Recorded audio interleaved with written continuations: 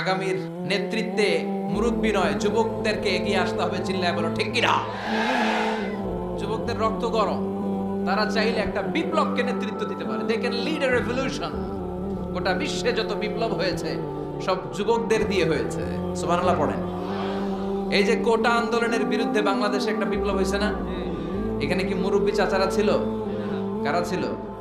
আমার দেশের দামাল ছেলেরা, তরুণ তারুণ্যের উচ্ছ্বাস নিয়ে তারা এসেছিল। তারা জ্বলে উঠেছিল আপন শক্তিতে। চিল্লা এখন ঠিক কিনা?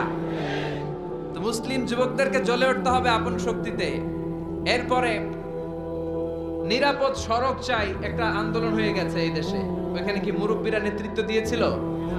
অবাক লেগেছে। প্রাইমারির ছেলেরা, হাই স্কুলের ছেলেরা আইন কিভাবে করতে হয় এবং কিভাবে সেই আইন মানাতে বাধ্য করতে হয়, প্রশাসনের চোখে আঙ্গুল দিয়ে তারা গোটা বাংলাদেশকে দেখিয়েছে। এখন ঠিক কিনা?